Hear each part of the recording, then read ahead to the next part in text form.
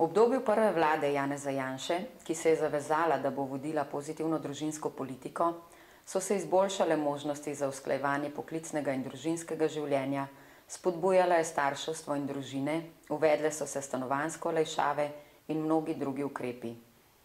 Po desetletjih se je tako začelo povečevati število rojstev, povečala se je vključenost v vrtce, naredili so se pomembni koraki za preprečevanje nasilja v družini. Sprejetih je bilo veliko novih ukrepov.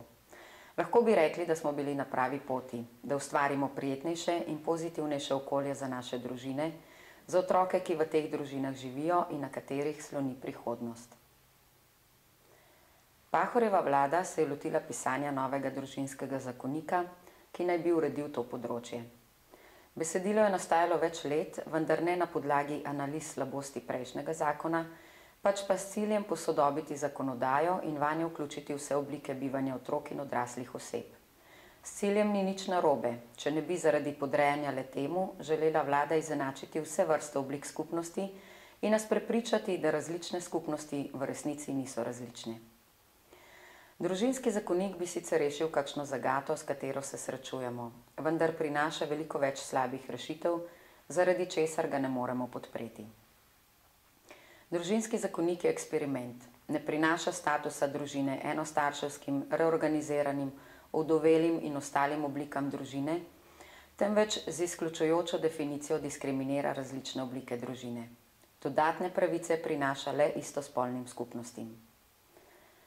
V ničemer ne izboljšuje položaja otrok, uvaja pa nesorazmerno vmešavanje države v družinske razmere brez dodatnih preventivnih ukrepov za družinsko politiko.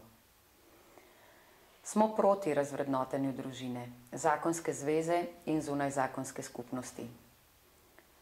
Zakonska zveza in zunajzakonska skupnost izgubita poseben, zakonsko priznan pomen zasnovanja družine in s tem tudi poseben družbeni pomen, zaradi katerega sta bile varovane.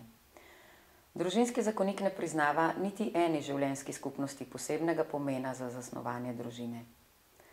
Smo proti socialni diskriminaciji otrok v enostarševskih družinah. Proti smo tudi zato, ker družinski zakonik ne določa minimalnih kriterijev za korist otroka pri posvojitvah.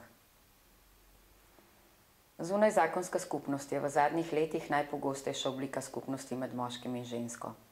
Družinski zakonik ji priznava manj pravic kot istospolni partnerski skupnosti.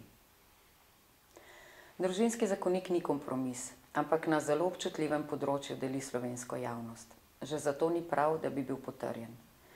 Ker politiki nismo znali zbližati stališč in poiskati najboljših rešitev, bi bilo slabo, če bi bil zakonik sprejet. Zato glasujte proti družinskemu zakoniku in nam dajte novo priložnost, da sprejmemo res dobro družinsko zakonodajo.